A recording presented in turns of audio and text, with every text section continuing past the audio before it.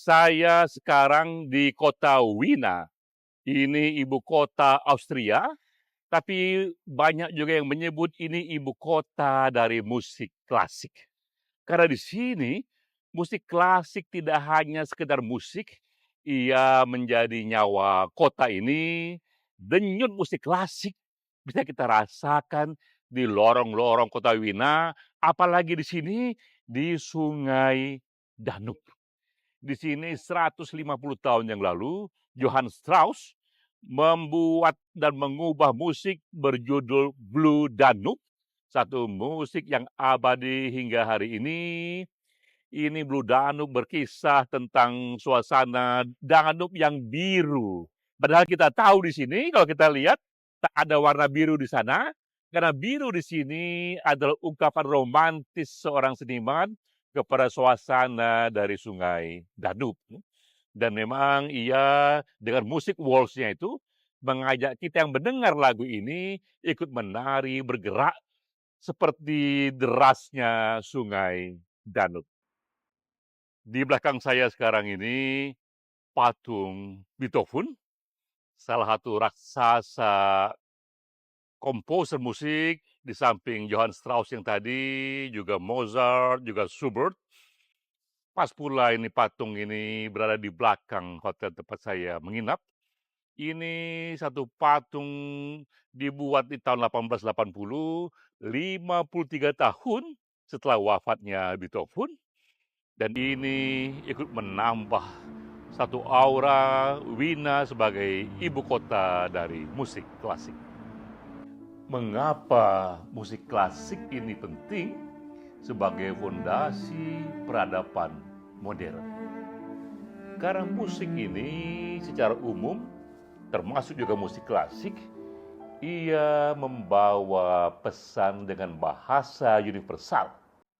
Ketika negara terkotak-kotak ke dalam aneka bahasa, tanpa perlu kita membuka kamus, tanpa perlu kita mengerti aneka bahasa lokal lainnya, hanya mendengar musik itu saja kita sudah dapatkan pesan dari musik itu, apakah keindahannya, ataukah kesedihannya, keagungan yang terkandung dari musik itu langsung sampai di pikiran kita.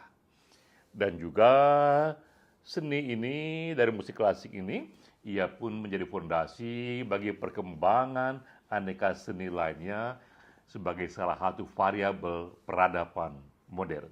Lalu mengapa saat itu di abad ke-19 Wina menjadi ibu kota musik klasik? Apa yang menyebabkannya? 3 hal penting terjadi di Wina sekaligus. Pertama adalah raja di sana, kerajaan di sana, dan juga aristokrasi di sana sangat menyukai musik klasik. Mereka menjadi patronase yang membiayai para musisi-musisi dari musik klasik itu. Karena di era itu, di awal 19 itu, para musisi tidak hidup dari misalnya dana masyarakat. Mereka hidup karena patronase dari raja, patronase dari kalangan bangsawan. Di Wina saat itu, beruntunglah mereka, rajanya memiliki satu perhatian yang sangat besar sekali. Ia sendiri adalah seorang penggemar berat dari musik klasik.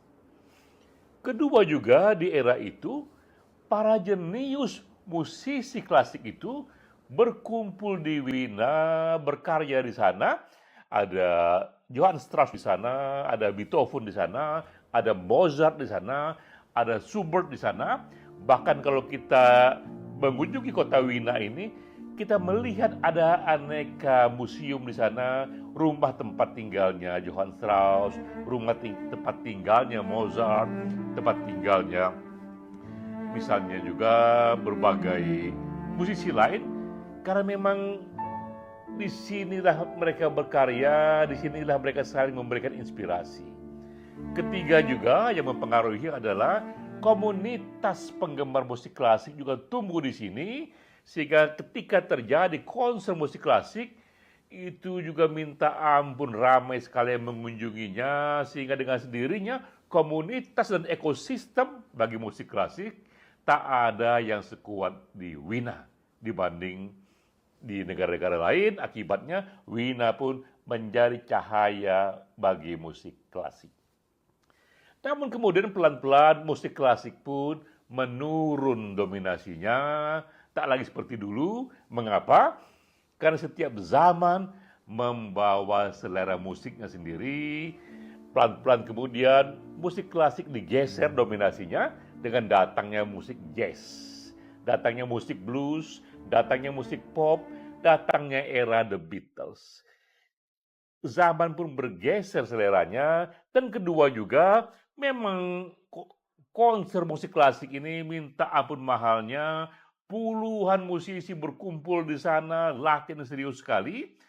Jauh lebih murah jika konser itu misalnya dilakukan oleh musik-musik jazz, musik blues, dan juga musik-musik pop, sehingga pelan-pelan bergeserlah itu keramaian itu dari tadinya itu pada orkestra menjadi pada konser-konser musik-musik jazz, musik-musik blues, dan pop. Dan ketiga juga industri juga bergeser, yang membiayai musik tidak lagi para aristokrat, tak lagi raja, tapi adalah industri dari musik itu sendiri. Dan pelan-pelan pusat dari musik bergeser, tak lagi di Wina, tapi di New York dan di London, juga itu bukan lagi musik klasik. Sungguh demikian, musik klasik tetap hidup sekarang ini, mempunyai komunitasnya sendiri dan dikenang dalam sejarah musik. Musik klasik inilah memang nilai seni yang tertinggi. Dan kalau kita ingat musik klasik, kita pun ingat kota ini, Wina. Karena itu pula ketika saya berkunjung ke kota ini, saya pun mengunjungi museum-museum musik klasik.